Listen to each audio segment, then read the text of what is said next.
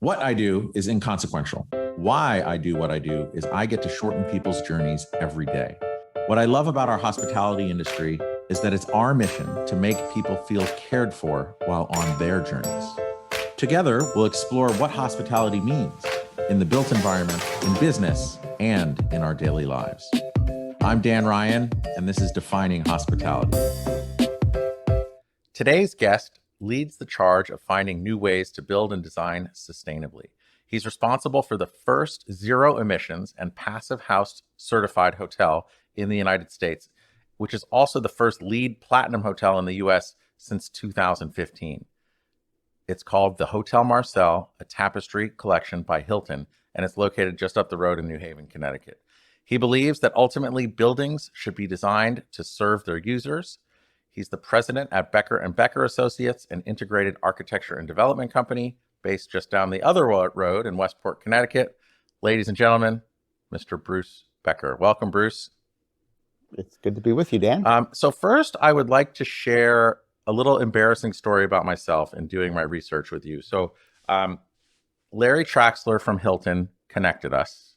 And he said, oh, you should meet Bruce. He's a great guy. He's the architect. He did the Hotel Marcel. I reached out to you.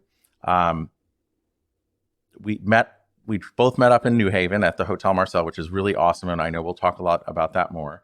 And you gave me this tour and you really lit up on all the systems, processes, just all the infrastructure in the hotel that makes it a zero emissions hotel, the first of its kind, which is crazy if you really think about it on a lot of different levels.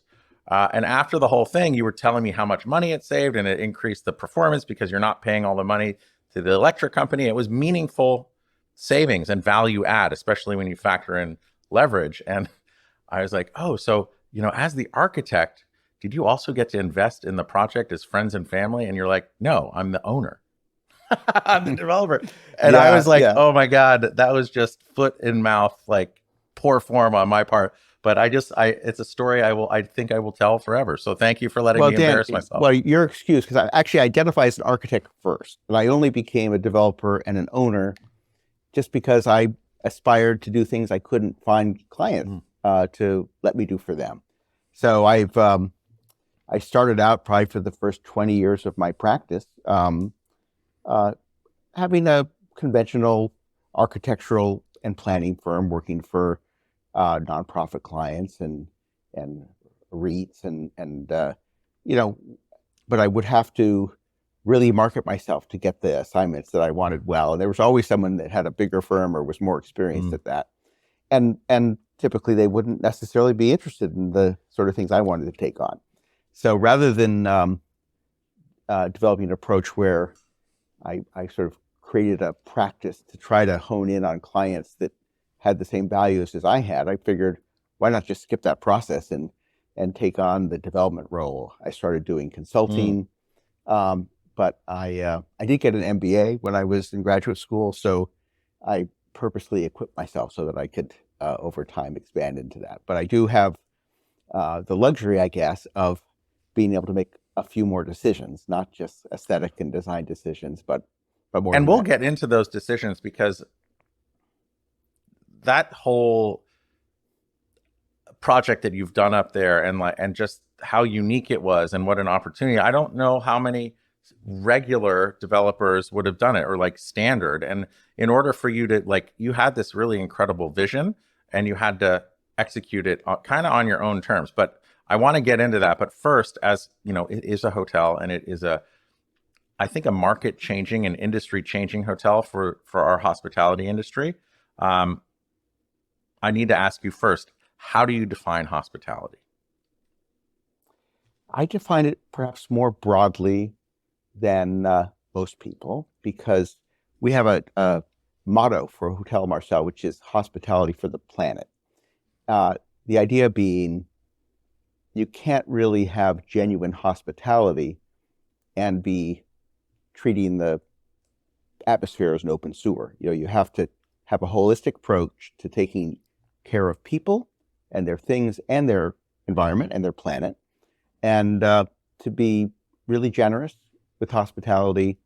We can't be throwing toxic emissions into the atmosphere every day as part of our standard practice. So I'm a firm believer that, particularly now that the technology is available and affordable, and in fact improves the bottom line with all the incentives that are available and the new technologies that are available, we can provide the best, the best available hospitality person to person, but also do it in a way that doesn't have any negative byproducts for the environment. The thing that struck me the most as you were giving me the tour and showing me all the systems that were there, from the solar panels to the heating to the lighting to the zero emission kitchen, all those things, and you would light up. And two things struck me. One was, oh wow, you're like a puzzle master and you want to pull all this stuff together and figure out how to make this work to become a zero emissions hotel, number one.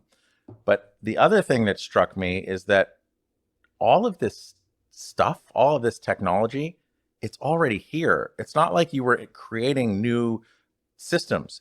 It was there. You plucked them off the shelf. I'm doing that in quotations, but got them into your property, emit zero emissions, but also had a meaningful savings on utility cost spread over 160 or 100, how many rooms? 165 rooms. And it was meaningful. So what really struck me, the ultimate, was that of all the developers that are out there in hotel or other commercial real estate and even residential, it makes fiscal sense. Oftentimes you'll hear people say, oh, it's too expensive, or you have to get tax credits, or blah, blah, blah, blah, blah. Like, what do you say to those? Like, pretend I don't believe that it's readily available and at hand. Like, what do you say to me and to our listeners to convince them that you can do this and it makes financial sense? It's a simple question, which is, would you rather have more net operating income or less? And there is the same impact on the bottom line as having, say, an additional 20 guest rooms here, as we get from having an energy bill that is a third of what it would otherwise be. It actually is more valuable because gross income you have to split with the franchise, you have to split with the management. Those are all, there's a three-legged stool for hotels. There's the owner, the operator, and the brand. And unfortunately, the owner is often not the one making all the decisions about brand standards or about how things are operated and what equipment is more efficient. But in fact, the owner is the one that, at the end of the day, the net operating income trickles down to. So if you can do what we've done and only spend $5 in energy for every occupied room night versus 15, which is the norm in the Northeast, you've got an extra $10 of free cash flow for every guest that comes through your doors. And that adds up pretty quickly. For us, it's about a $300,000 a year improvement to our bottom line. And so if you can do that, and you can also eliminate any use of fossil fuels, and have that the technology be less expensive when you factor in the tax credits and the incentives that are available now, it's hard for me to imagine doing anything else. So I'm just so blown away by the $300,000 in savings spread out over 160 plus rooms. Because if you, not only from a free cash flow perspective, what does that do from putting sustainability at the forefront, like at the top of your vision for what you're trying to execute? What does that do from a valuation perspective, especially considering, like, obviously you have leverage and all this? It must be a multiplier of incredible amounts, especially because you're also paying yourself first after the management and brand and everyone else gets the top line. Yeah, no, it's it probably means the hotel's worth $5 million more than it otherwise would be. And also, I've been to a number of real estate conferences and listened to the most senior people for European funds, and they're now saying that they're not going to invest in buildings that are using fossil fuels. I mean, the ESG is being driven in large part by the capital, and if you're creating a hotel that has a lot of carbon emissions, it's going to be a lot harder to sell at the end of the day. Also, states and cities and countries are beginning to impose big penalties for fossil fuel use. In Manhattan, or actually in all of New York City, for buildings that are over 25,000 square feet, they're rolling out a carbon tax of over $500 a ton annually, which means that hotels this size, if they continue with business as usual, they're going to be paying $200,000, $300,000 a year in penalties. Oh, wow. For that. So there's a great upside to the bottom line and also to the environment for pivoting and embracing this technology that's available. But there's also a real stick if you don't do that. And there's also the market is clear that 2/3 or 3/4 of the traveling public cares about sustainability. We can't escape it after a year like this one with crazy fires and storms and smoke. I mean, even if we're not having fires here, we're getting it from elsewhere in the country and elsewhere in the world. It is a problem. And there's an article in the Times today that unfortunately, despite all the pledges that countries have made with the Paris Accord, the emissions keep going up every year. Oh. So there is the time to act is now. There's no reason not to. I think the reason that it hasn't been done before. Yeah, that's actually my other a real question. Like, why has it not been taken on? I know that a lot of the big REITs, a lot of the big private equity firms now, it's very important to the people who lead those companies to incorporate this. And I think it's twofold. Either they genuinely see that the time to act is now, because the tail risk from not doing anything from an environmental perspective could impact all of their real assets around the world. So there's a financial motive, or like the retail human, like people care now, and that's the customer in the market that they have to change. Or the third one is it just makes financial sense. And maybe it didn't make financial sense until recently, but like, what's been the holdback in your opinion? Well, first of all, you're right. All of the brands have pledged by 2030, which is, that's 7 years away. They have pledged significant reductions in fossil fuel emissions. Hyatt has pledged a 71% reduction, Marriott 65%, Accor 62%, Hilton 53%, IHG 37%. They've all gone on record saying they're going to make these reductions. However, the reality is, if you look at the Cornell benchmarking index for full service hotels, the emissions are actually going up each year by double digits. There was a moment because of the pandemic when the total emissions looked like they were holding even or going down, but they're going up, and the growth of all the world economies is still relying heavily on fossil fuels. So we have this disconnect between what people are actually doing and what they want to do. The reason it hasn't happened, the reason that we're the first here at Hotel Marcel puzzles me, but I think it may be the same reason why our approach is different, and that I'm fortunate to have a hand in every discipline, from the finance to the design to the development, and to selecting the brand and working with the manager. And so I have this integrated approach.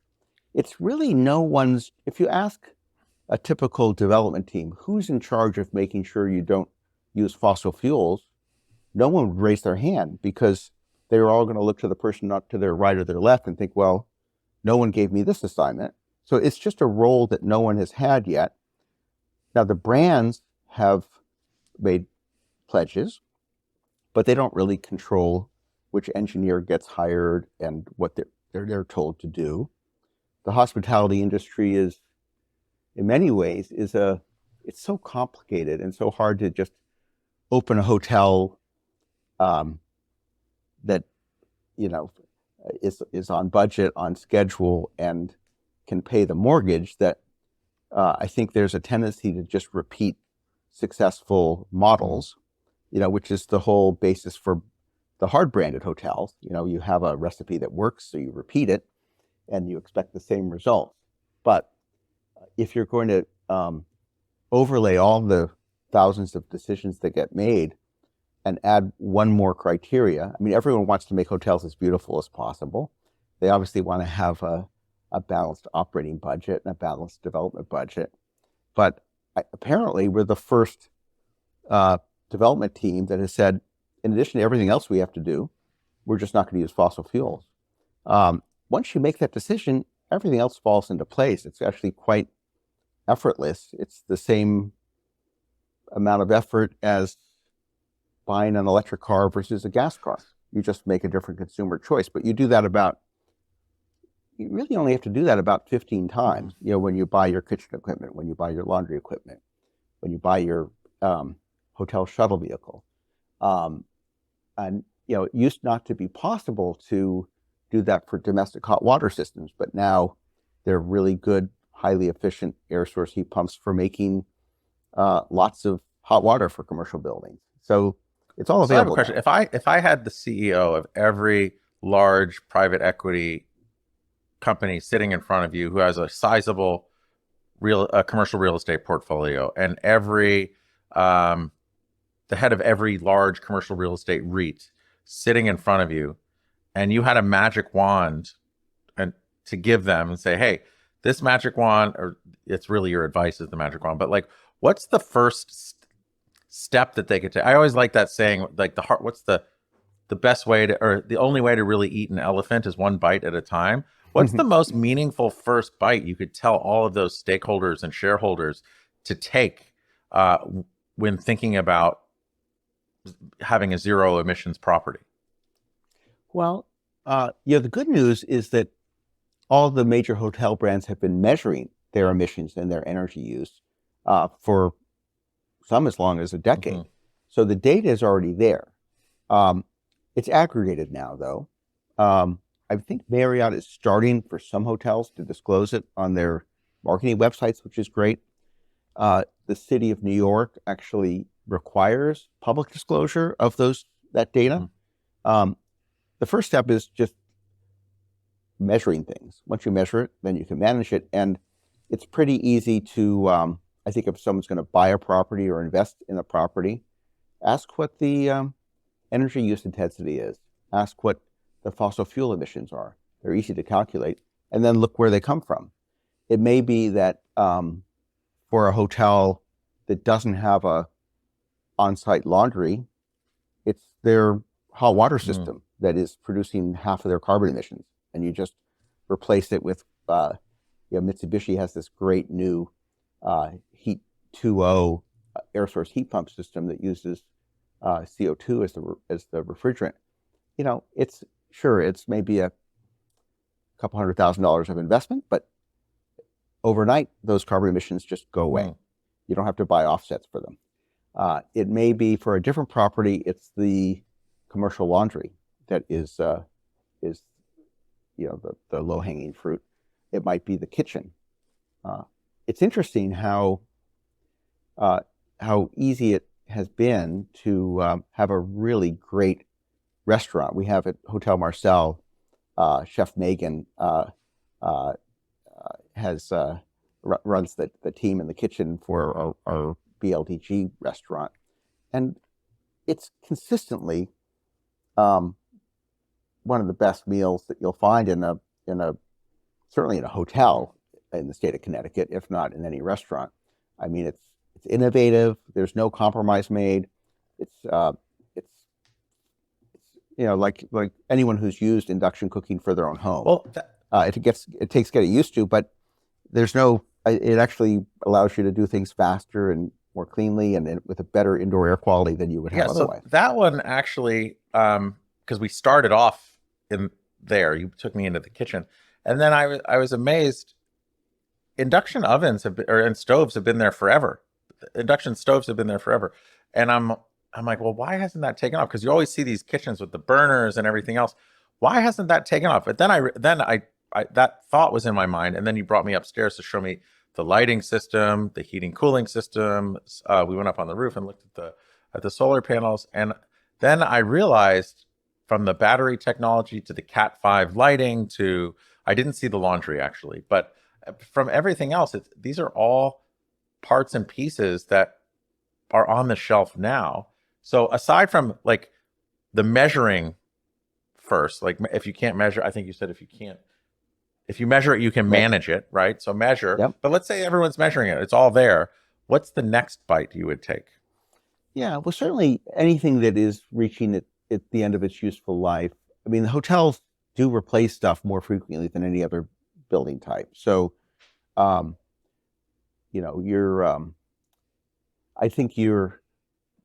would advocate just to do everything. I don't, and there is, in most states, there's something called CPACE financing, commercial property assessed clean energy financing. We happen to work with Nuveen, which is, I think, the market leader with that. And they'll give you, like, we have $6 million of funding they just gave us to do all of our energy efficiency and renewable energy systems. And is the underwriting different for that? Like, how would applying and getting that debt structure, like how is that different from just getting a regular loan? Is it more onerous? Is there more documentation? Like what's in your mind, what's holding back others from tapping into the CPACE financing that's there? I think it's just realizing that this is something new. Just like the all electric systems are new, this is a new type of financing for many people. It's actually the fastest growing area, and particularly in this environment where the commercial banks are starting to scale back, given with rising interest rates, they're starting to be a lot more selective about their loans because the existing commercial loan portfolios, when the loans mature, they can't support the same amount of debt with the current interest rates. So commercial banks are being a lot more cautious in recent months, but the CPACE lenders are still they don't have the same kind of exposure because it's long-term, it could be 20, 25-year investment. It's paid back through your tax bill. So it's not really like a second mortgage or a mortgage at all. So it's a lot more stable. Explain that. How do you pay it back through your tax bill? It's basically like a tax lien. It has the same priority as a tax lien would have. So when you get your tax bill, it has the same consequences. If you sell the property, the new owner actually has the same obligation. It's like a tax bill. It's not you can prepay it, but it's a new type of financing where the underwriting is a little simpler. It doesn't require personal guarantees, which is a great thing. Wow. You may have to guarantee that you're going to complete your project, but it's a simpler approach, and every underwriter might do it a little differently. It started with the idea that that these energy efficiency and renewable energy investments actually strengthen the bottom line. So imagine that you have a hotel with a big energy bill, and let's say you're paying $200,000 a year for your electric bill. But you have an opportunity to put solar canopies out in your parking lot. And that costs you, and that could actually cut that electric bill in half. But you can install those, and the debt service on those canopies is only $50,000. So at the end of the day, you're reducing your outlay when you combine the CPACE financing debt service with your electric bill. Your total net operating income goes up by $50,000. Which then increases the valuation of the whole thing, which makes them look at the property or the project as a lower risk. So they're taking Right. on less of a risk And then risk premium. the first lender has like another extra $50,000 of cushion. I think for some folks, who maybe have floating rates to their loans and they see their loans going up by 100 basis points, this is a way that you can create that additional cash flow and deal with the higher interest rates. People haven't typically looked at energy efficiency and on-site renewable energy as a way to create value, but it definitely is. And then, just so I'm clear, in the course of doing a new building, like there's all different kinds of debt instruments. So there's the mortgage, right? Then there's a construction loan potentially, or other mezzanine stuff just to get you over the hump to redevelop or renovate.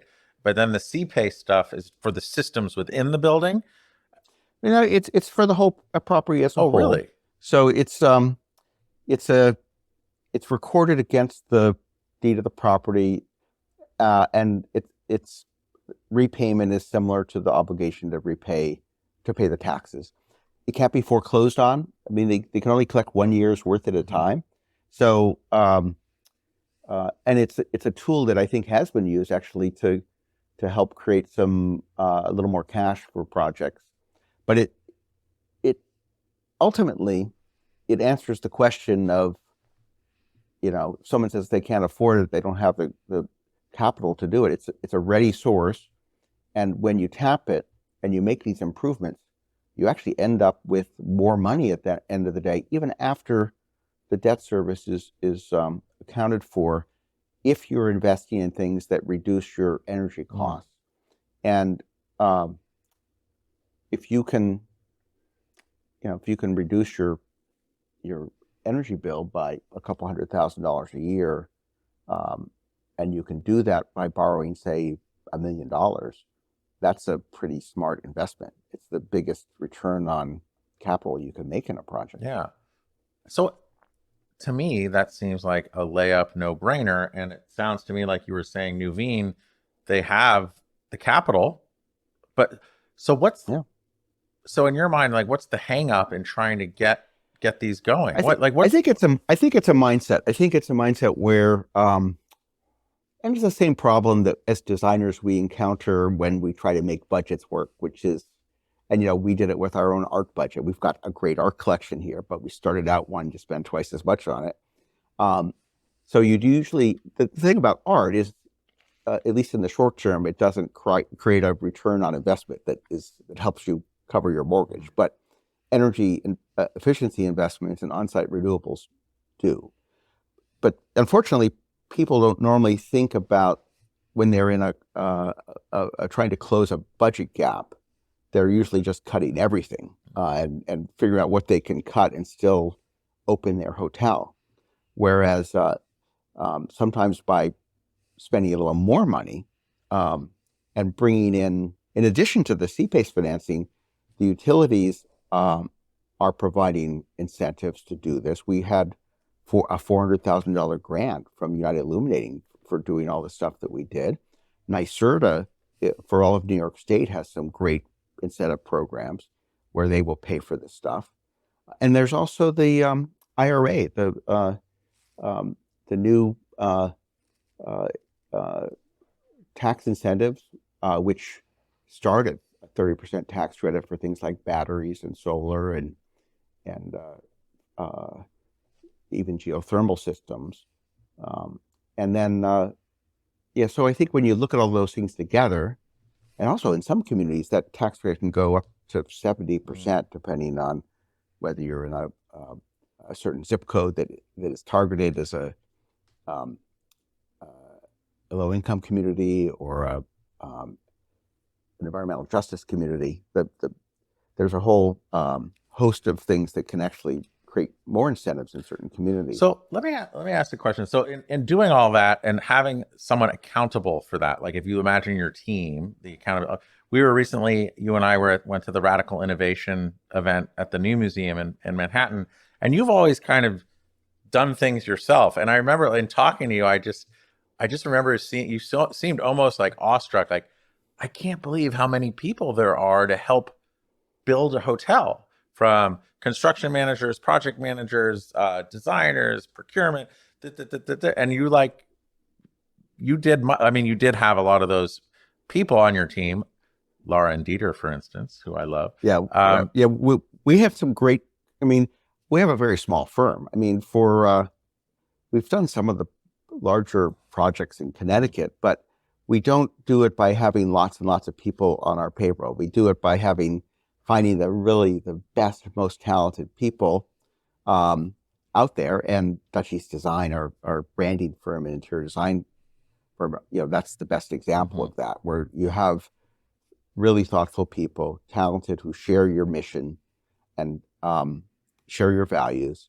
And so, and we had a great construction manager with Consigli. We had a great energy consultant with Stephen Winters Associates that helped us get through the Passive House and LEED Platinum certification.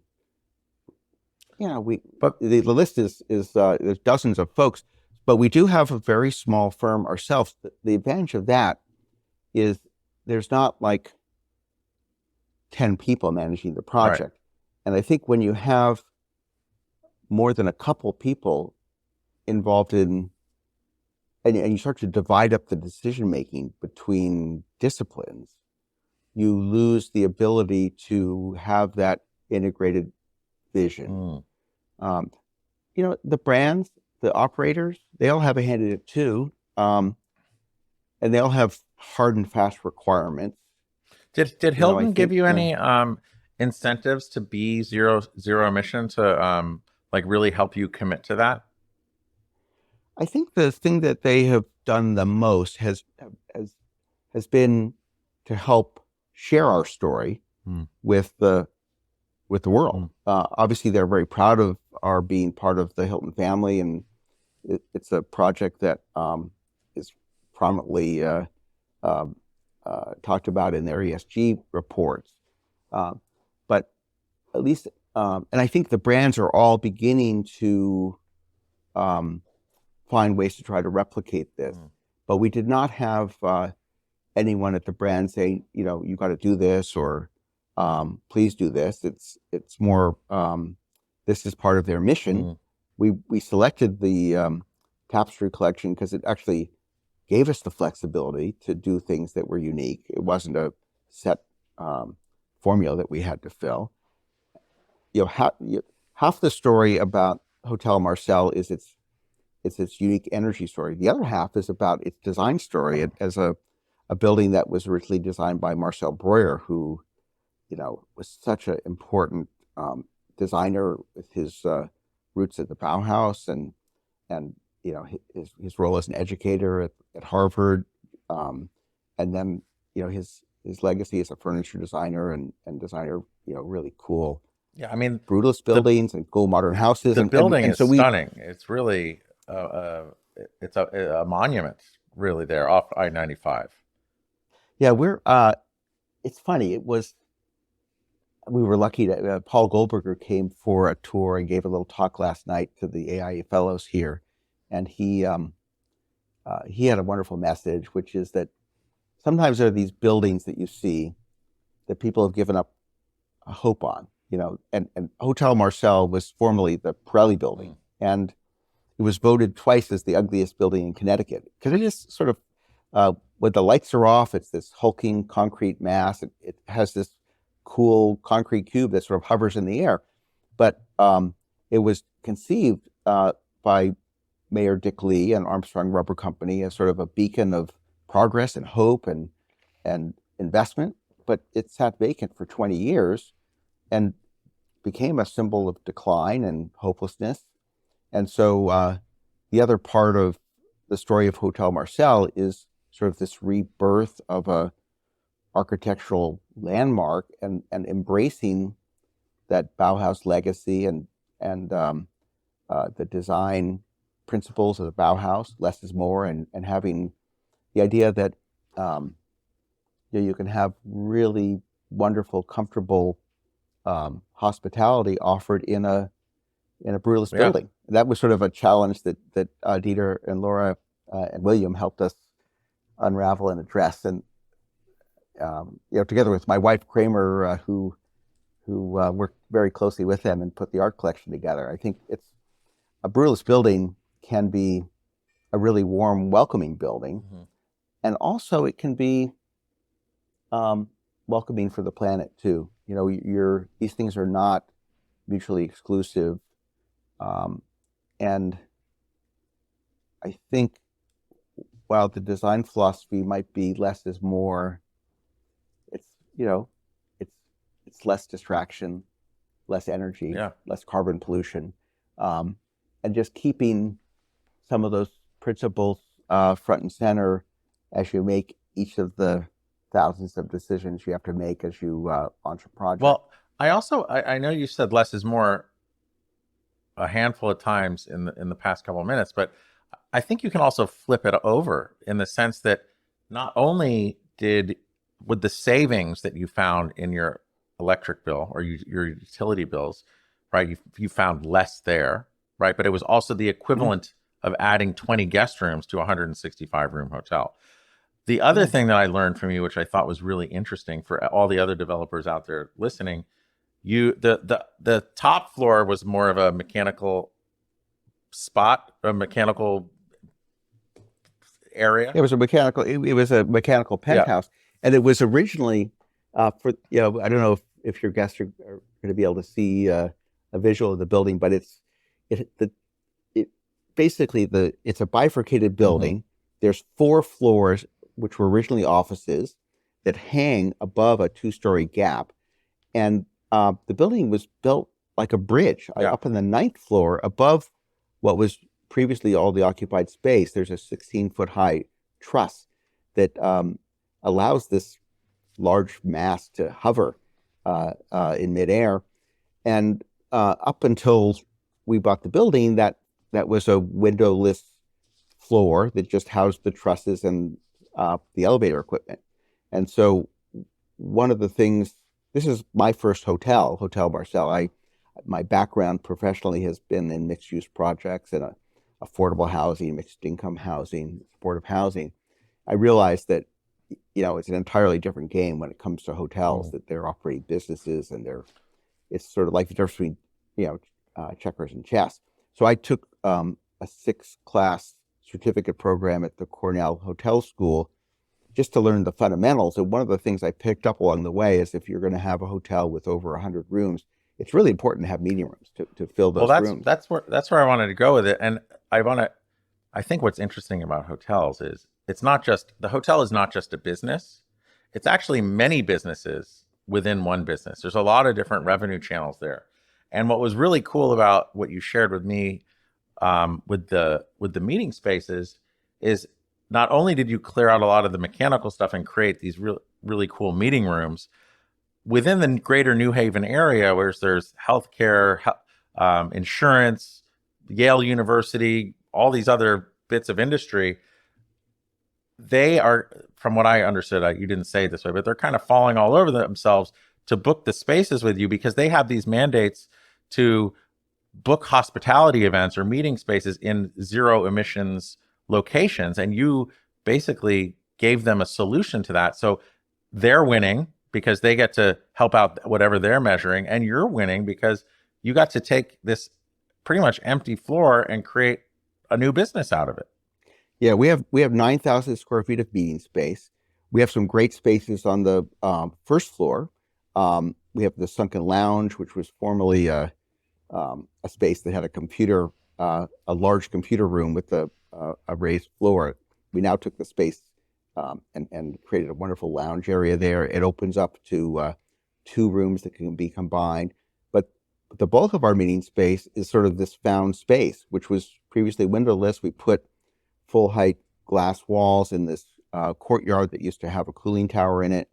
We have 4 classrooms, and then we have a big shared open space we call the loggia. We've had events for over 300 people at the hotel. And increasingly, nonprofits, for-profits are counting their carbon footprint when they're booking events.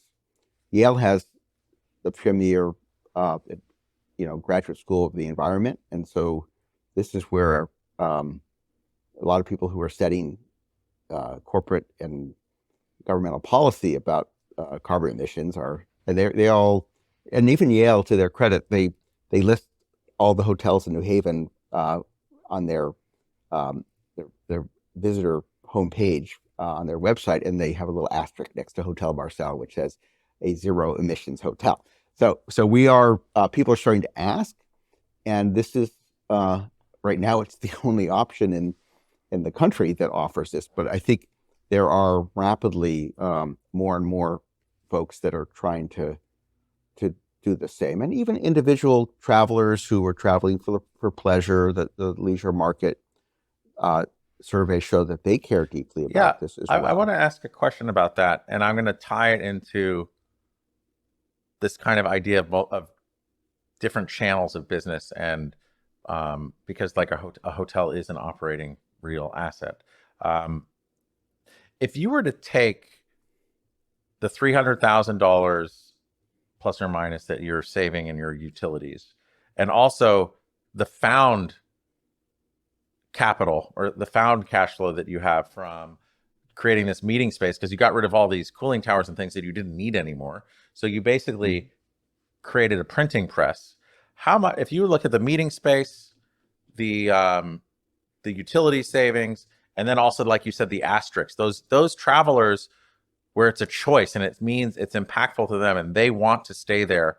And either you can look at the asterisks as more occupancy, or are those people willing to pay a premium? I don't know how you look at that, but how much did that add to the bottom line? Just those three things: the guest, the utilities, and the meeting space. Well, I can tell you is that we're outperforming the RevPAR, which is sort of a function both of room rate and occupancy. We're now clearly outperforming the market. Now it's taken us, we've been open about a year and a half. The first year we were ramping up and we were sort of keeping pace, but certainly for the last several months we've gotten way ahead of the pack in both measures. I think there was, I think people are starting to look at the substance of emissions. There have been different meeting organizations that will try to structure offsets to offset the carbon emissions from events. I mean, there are entire organizations who've been set up. Come to us, we will buy offsets to compensate for the environmental damage from your travel or your meetings. John Oliver, I think, did as good a job as anyone with his segment on offsets to show that that's really just smoke and mirrors. The reality is the carbon emissions globally are going up every year at much too high a rate. And even if we say, okay, over here, we're going to keep this forest pristine, that's not going to solve the problem. We just have to stop creating emissions, period. In California, I think it was the second or third quarter of this year, electric cars made up 25% of new car sales. There's clearly a recognition, starting on the coast, but spreading. We're actually consulting on a project in Texas where they're as excited about being zero emission as anyone. But there is all you have to do is look at the news and see all the horrendous impacts of the climate to realize we can't afford to burn any fossil fuels anymore. It's just making the problem worse for everyone. Then I have a question on that specifically, because your hotel is zero emissions. Let's say California, 25% of the cars are electric. The power still has to come from something. So where is it coming from? Because those emissions are going to be made somewhere else. Is it going to be more efficient? Is it, or are you able to sequester the energy that you buy from non-emissions sources? Yeah, so right now, in the summer, there are plenty of days where we're producing all the electricity ourselves. We have over 1,000 solar panels. Our goal is to be certifiably net zero, which means that over the course of 12 months, we've produced it all. And we have a plan in front of the city to add an array of ground mount panels across the street, actually adjacent to the highway, which will get us to that point. It's still a bureaucratic Please process. tell me you're not going to displace the amazing army of food trucks that are over there. No. This is going in an area that people can't even see. It's sort of this hillside of an embankment for a highway that's really not usable for anything. But no, we have a great what they call food truck heaven around the corner from us. In addition to having all the Swedish meatballs you could choose from IKEA and a fantastic restaurant here. And the best pizza in the world at Worcester Square. We're the closest hotel to Sally's and Pepe's, and as well as being the closest hotel to the Amtrak station here. We do have some really cool food options around. But getting back to the ideas of the source of the power, the grid, the state of Connecticut has committed to have the grid be 100% renewable, within a decade or two. And there's offshore wind going in. The highest, the biggest chunk of new generation that's being added pretty much everywhere is solar and wind. And so the important thing is that we put in the electric equipment now, so that as the grid gets greener and greener, the buildings get greener and greener. And if you can have solar panels in your parking lot, and there are a lot of hotels with more parking areas than we have. Most hotels in the United States they're surrounded by surface parking lots, and particularly if it's a building that's only 4 stories, there's enough roof area, enough parking area to be 100% net zero.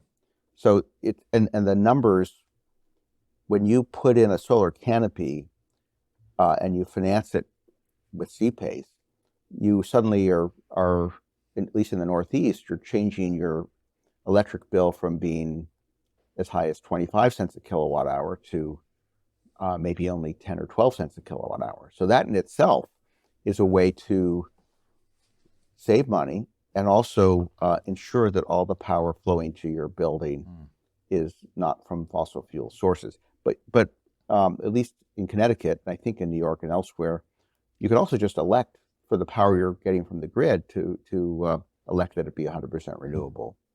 And we do that. So we're not buying any power that is coming from fossil fuels, even while we're waiting to install more renewable energy on site. I also heard something recent. I don't remember where I heard it. It could have just come up in like a social media feed.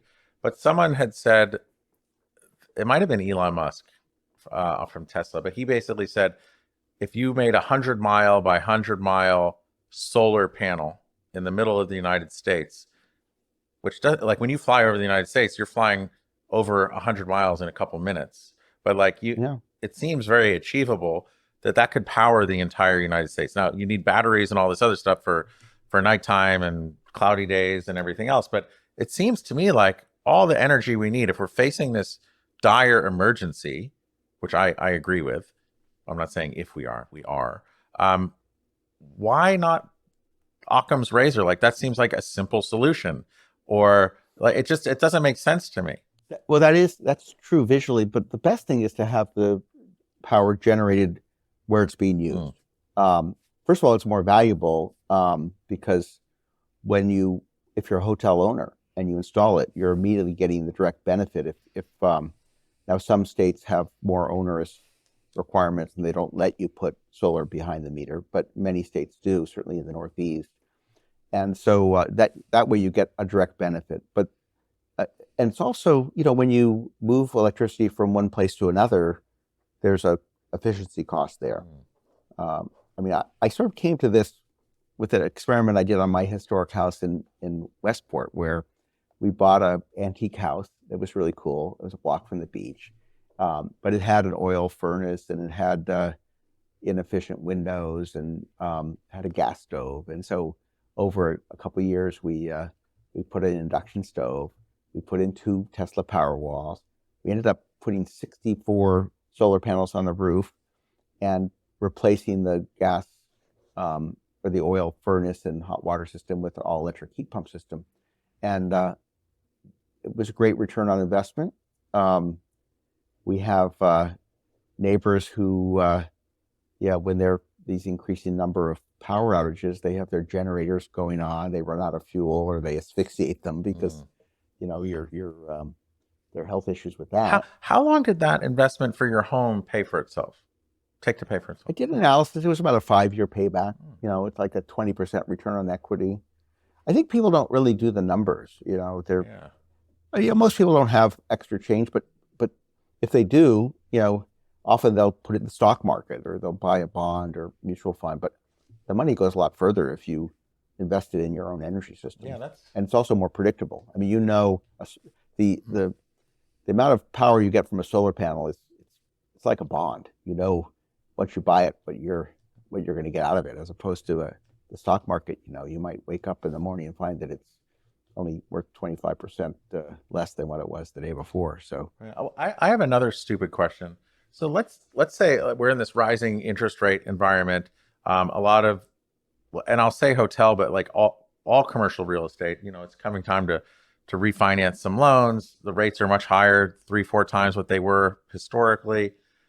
But then you talk about this C-PACE. If they're refinancing into this high rate environment, can they say, hey, I'm going to do a solar canopy on our parking lot and on the top of the building with power walls?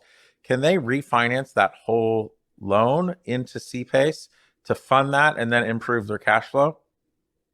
Yeah, what you might find is you can't borrow as much money with higher rates. So maybe when you refinance and you end up with a smaller first mortgage, but then you get the C-PACE, which maybe allows you to take out the balance of the other loan and also invest in these technologies that will improve your NOI. Yeah, it's something I've just heard about, and maybe it's like where I use that term as like the puzzle master for you. Maybe because people don't have that one accountable person where they're measuring and doing it, it just seems like learning Sanskrit. I don't know, because everything that you've shown me and walking through your hotel and what I read out there, it seems that it's totally possible. And I just don't know why I don't know what the holdup is. It's tradition. There's some people that are scared of new things, or things are so complicated. They just want to do what they did before.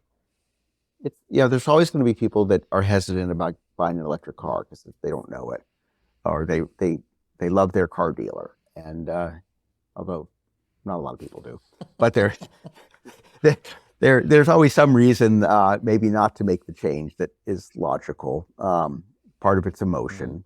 But I think what's compensating for that is more and more people are freaked out about the climate, and they're looking for solutions. And certainly, I went to Yale's at the School of Management at Yale. They have an annual real estate conference. There were people who were like in charge of major investment portfolios, and they were asked to talk about what they were doing, and they spent half their time talking about climate change and not investing in projects or portfolios that had carbon emissions. So this is at a certain point, and I go back to the analogy with electric cars. Sometimes the technology is actually safer, cheaper, more beautiful, and the market will, even without a mandate, you'll find, Boston, they're banning new fossil fuel connections. If you build a project in France, you have to do a whole carbon emissions, including the embodied carbon of the construction analysis, and you have to show that you're net zero. So, but even before those mandates and governmental incentives and penalties are forced on the industry, I think just general market preference might force people to take that route.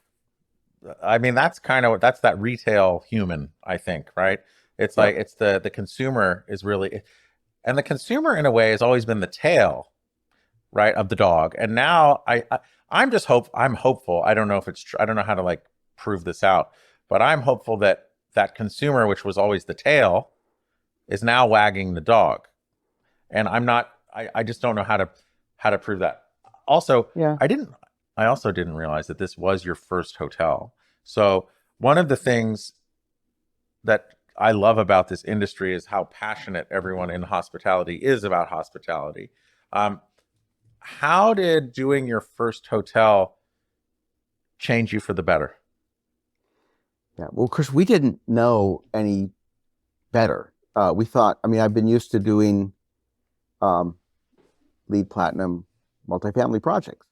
And I've seen that it's not that much harder to do. You have to just track a few more things. And I've also seen, because I have had an ownership role recently, either shared or where we actually have the owner role, that when you have a lower energy bill, it makes it easier to pay your mortgage and make distributions to your partners. Mm-hmm. So because I have the design and the developer and the finance pen, a typical designer, they will take direction from their client. And, it's usually not the first thing on the list. And I think people trust their engineers to design proven systems that are efficient. Unfortunately, one of the unfortunate things about our environment as designers is that we're always worried about litigation risk and that we're going to be sued because we didn't design something right, or we designed something new and different and it failed. And the general rule of thumb in defending your design claims is that if you do what everyone else does, you have no liability. If you're basically you're meeting the professional standard. If everyone else has put in, PTAC systems for the hotels and you put them in and something doesn't work, no one's ever been sued for designing a system that uses too much energy. Maybe they should be, but up until now, I haven't heard of that. They get sued because they design a system that can't keep the building warm enough in the winter or cold enough in the summer. So we tend to have a bias, or engineers do, in over-designing to make sure that we have systems that are proven, that we haven't stuck our necks out. But unfortunately, when you do innovation, by definition, you have to do something new that hasn't really been widely adopted. And because I wasn't worried about being sued by the owner, because I am the owner, I guess I was willing to try some things out. But also, I enjoyed, because it was my first hotel project, every little decision that was made, I wanted to understand the basis for it. So, for example, it came time to buy these warming dishes for our catering operation. Typically, if you're on a budget, you buy a typical stainless steel warming tray that you use sterno in. And I sort of thought, well, wait a second, here we've gone to great measures to protect our indoor air quality. We have all this wonderful filtered fresh air coming into every space. Why would we want to be burning sterno in the most populated areas? And then we investigated electric ones and found that managers don't like them because they get ganged together and the breakers flip. But then I dug a little deeper and I found that there's these great induction warming trays that only use like 20 watts each, and you can gang them together. You can gang 10 together and plug them into a regular outlet, 30 amp outlet.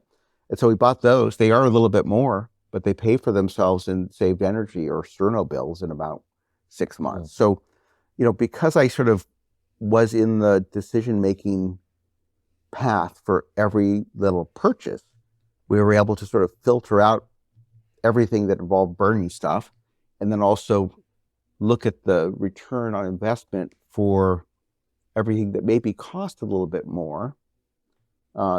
These chafing dishes, you set the temperature on them.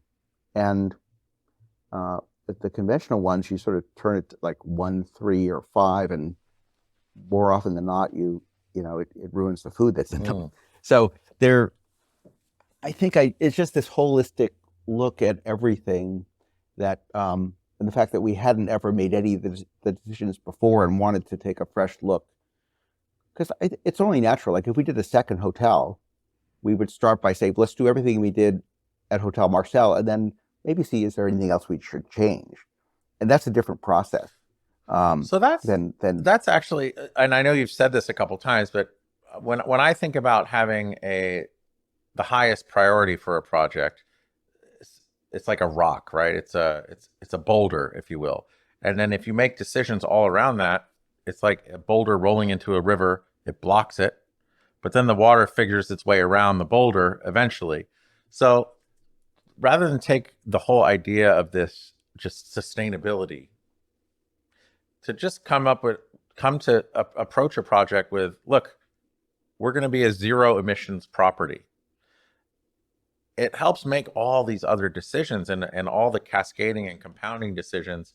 Like you put that first and foremost, and it's only going to benefit the financial performance of the project, the sense of well-being amongst the guests and the employees and team members that are there, and the community around it.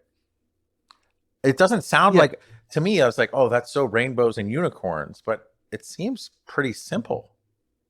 Yeah, but it wasn't that simple until like 2 years ago when Mitsubishi started to sell their air source heat pump system for domestic hot water. You had to use fossil fuels to make a lot of hot water, but now you don't have to. So, and the problem is that was sort of like the gateway drug for fossil fuels, because once you had the gas line coming in for your water system, then why not use it for the laundry? Why not use it for the kitchen? But if you sort of draw that hard line, you're right. It is, you find a way around, and sometimes the way around is a shorter path and less expensive path.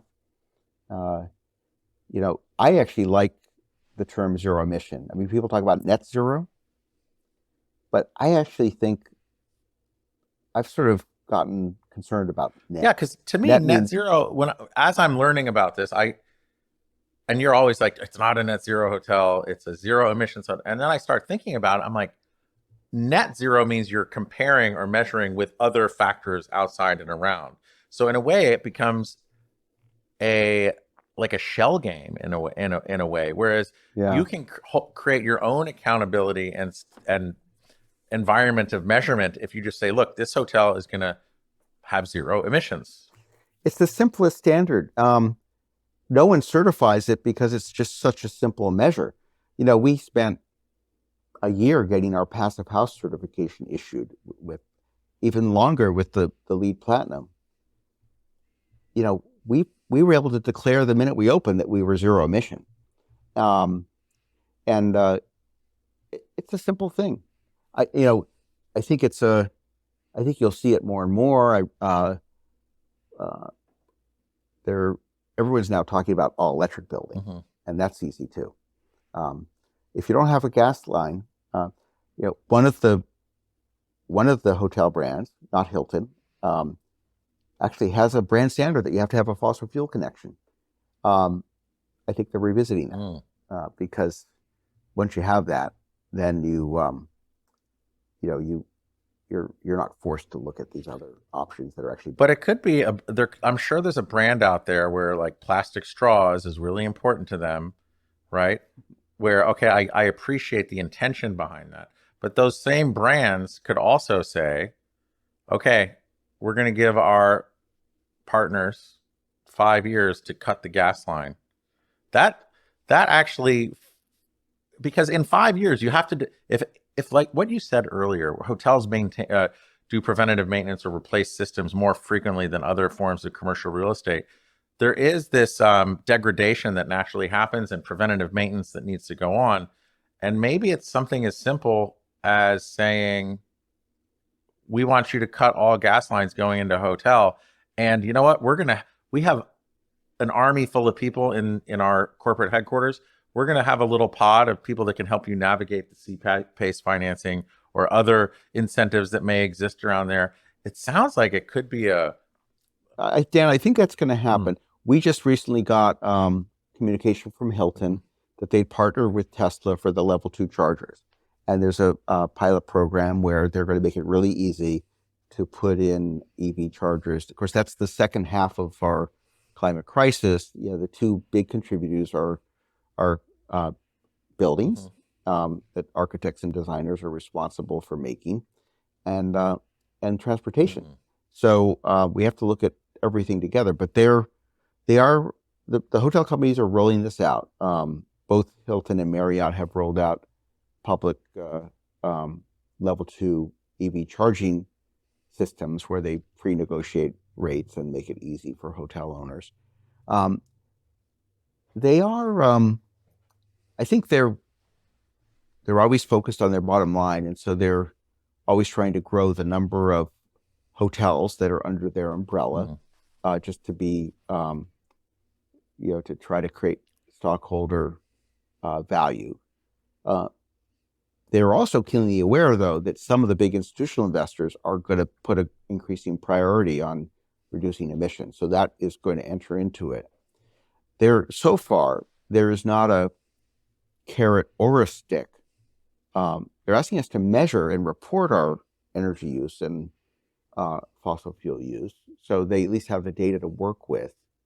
But, for example, Marriott has a program to encourage minority ownership of hotels that are franchised. They give a discount. I think it's something like a couple percent in the early years that ramps down, maybe a total of 5. And that's off the gross revenue. So they basically give a discount to minority owners in the early years to make franchises more accessible.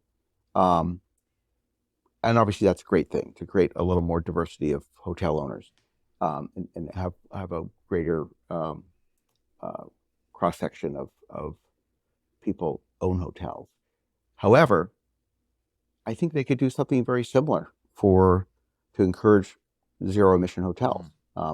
So far, there has not been despite all the pledges made about commitments to reduce emissions, I have not seen any incentives rolled out to actually encourage owners to do that, nor have I seen penalties imposed. But your idea of saying this is going to happen in the future, maybe all the hotels have to act together, so they're not worried that they're going to suddenly be at a disadvantage. Yeah, because preventative maintenance comes up. Give them a allowable, like when your systems are timed for renovation, hey, maybe the brands can help negotiate with Mitsubishi for the hot water system or something, and like get them a bulk deal. Yeah, exactly. We had when we opened the hotel, and other owners and interior designers on listeners will be familiar with this, but it's always a rush to get the hotel open because until you pass inspection by the brand, they won't let you open. And so we were in pretty good shape. We thought we were. They came in, they said, well, wait a second. Your door stops are mounted on the floor. We don't allow that. They have to be on the wall. We didn't even ask why. So we quickly, in 24 hours, we got out these beautiful bronze wall-mounted door stops that we selected with Dutch yeast and put them up. And lo and behold, we passed the test. But then I said, well, why did we have to do that?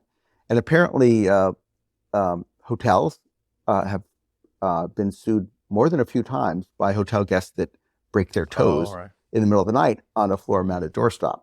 So I think that the idea that some of the design decisions actually are going to create liabilities for us if we don't change them, I think that that's applicable to hospitality for the climate too. And I think we will see the brands, because I know they're all, we've had teams from Marriott come down here as well as Hilton and look and dissect all the things we've done. I do believe that they're poised to start to roll out carrots and sticks to encourage more zero emission hotels. I love it. And so to think about the health of the planet and climate, I mean, it's a heavy kind of a downer subject, but I guess my optimistic glass half full is if you're at the vanguard of this and saying that it is achievable and doable, like now, with that glass half full kind of perspective, as you look out into the not even far distant future, but like 5-10 years out, what's exciting you most about what you see out there? Well, I'm excited that this is all readily achievable. If someone said no hotel can produce any fossil fuel emissions after 2030, and they knew now, we could have a fossil fuel free industry. This past year was pretty horrific in terms of climate change. But what we're being told is this is just the beginning, and who knows what next year will bring or the year after. So, particularly for the hospitality industry, which counts on, having beautiful experiences all over the globe, that just the potential for that is directly at odds with our damaging the climate. So I'm encouraged that the solutions are here, available, affordable. I'm also encouraged that there's increasing recognition. There are a lot fewer people denying that this is a problem than there were even a couple of years ago. We're seeing it driven by consumers and corporations with the mandate. So I think there's a reason to have a lot of hope about this. It's not a it's a hopeful situation because and the other thing is we don't have to compromise anything. We can have the most beautiful hotel. Hotel Marcel has gotten so much acclaim and praise for things that have nothing to do with its energy system. Yeah.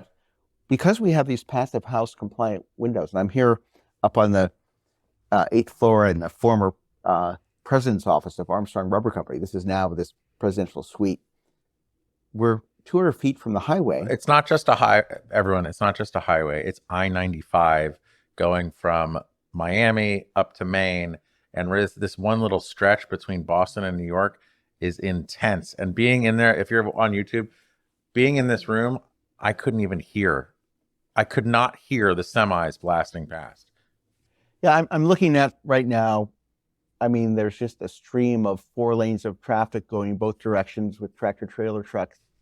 And I mean, there's nothing to hear here because we have 2.5-inch thick passive house compliant windows that do a great job of making the building envelope into a thermos, but they also keep all the noise out. We've been told by many people this is the quietest hotel room they've ever stayed in their life. Which is so crazy to me, being right next to I-95. Yeah.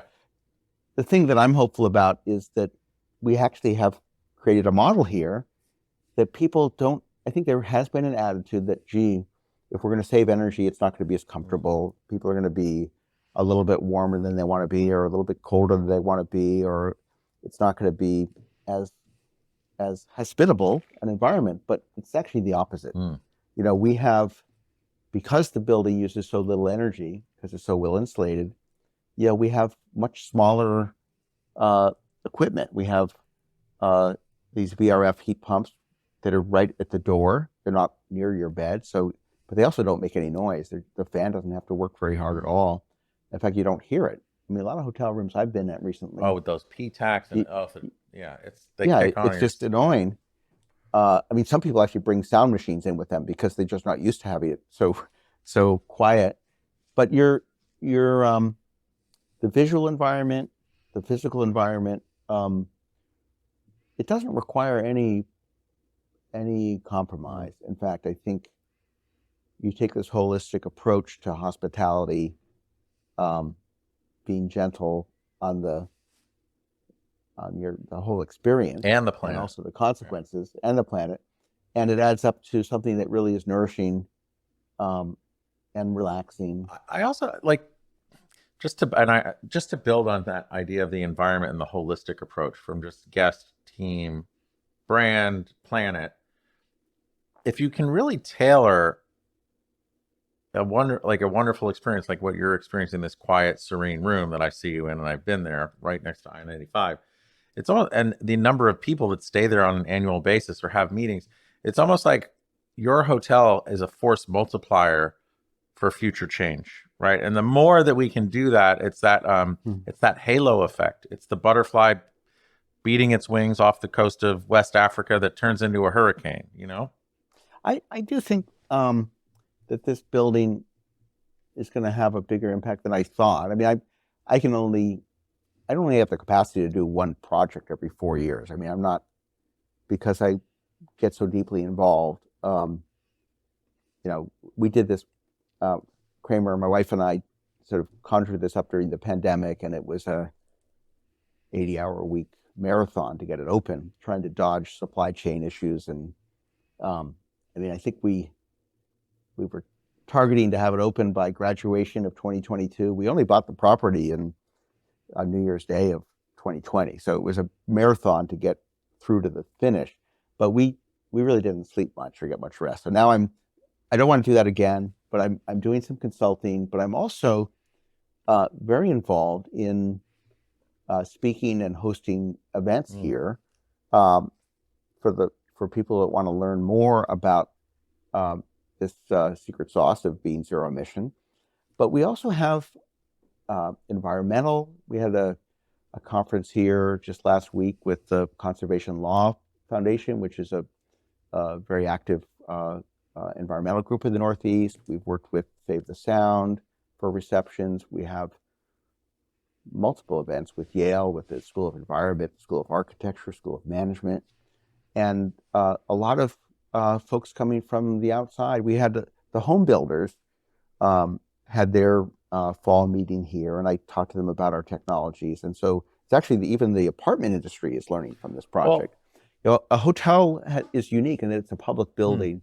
We could have designed the greenest apartment building in the world, and the 20 people that lived in it would appreciate it. But I think hotels have this influence that impacts so many more people. They really are public buildings that when people learn from. We have a lot of really curious guests, and we have, fortunately, Charlestowne Hotels that manages the hotel, and they've been doing a wonderful job. I mean, both with quality and quantity. We've been running like 98% for the last couple of weeks here with lots of conferences, and people are and the quality of the food, the quality of the catering, just the personal interaction. I give them just a lot of credit for doing that, and also people are just curious about our story. Yeah. But I think that's what's going to multiply the effect of this. Well, and I said this to you after meeting you at the hotel, and then since being with you. But however I can, and I'll commit it to the listeners too. However I can use this platform to help get your story out, I'm all in. And also, even if there's a way to do some kind of a conference or a gathering, or as a one-off thing, or repeated for our industry or commercial real estate in general, we don't need to talk about it right now, but like, I'm committed to helping you figure that out and be some wind in your sails as well to help get that message out, because I'm just so struck that all of the palette of solutions are readily available. They're there, and they make financial sense.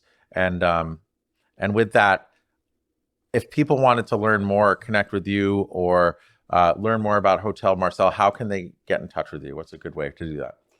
Yeah, well, first of all, the hotel website has a fair amount of information about our energy systems, and that's just hotelmarcel.com. And then if they want to reach out to me, they can email me. I come up here several times a week. I'll give tours to one or two people, or if someone wants to bring a whole group of their colleagues or clients, we can arrange a lunch or a dinner or a multiple day event. It's certainly something we're set up to do. And my email is bruce@beckerandbecker.com. The word "and" is spelled out. And we're, I'm grateful to you, Dan, for, I think the barrier to adoption is just knowledge. Yeah. And what you're doing with this podcast is empowering people with that knowledge. And I think that is the thing that will allow the industry to move faster, just to know that it's possible and not a scary thing. Yeah, thank you. And then also, if any, like when this publishes in the next couple of weeks, like please feel free to chop it up and repurpose it for yourself so that you can help get your message out from your soapbox. and then I'll be sure to pass it along to everyone into snippets or the whole long form. I mean, it's really powerful. It's been so good to get to know you, and we're pretty much freaking neighbors as well. So I would like to, in the next, maybe after Thanksgiving, because it's kind of busy the next couple of weeks, but let's go out to dinner and have a coffee or dinner and with a white piece of paper and start planning out what this I don't know, this impact thing could be. So Bruce, I just want to thank you for becoming a new friend of mine, and thank you for your time. Well, I'm the feeling's mutual, and thank you for being interested in this story and helping amplify it. And let's get together. Yes, soon. And also, without our listeners, thank you all. I really hope that this particular episode changed your idea of hospitality, but with respect to zero emissions and how achievable and readily available it is there, from a product, financing, and just knowledge. It's there. So if this has changed you, or you know someone who might be interested or could benefit from thinking about this, or thinks it's too complicated, please pass it along. We've grown by word of mouth, and I thank you all very much, and we will catch you next time.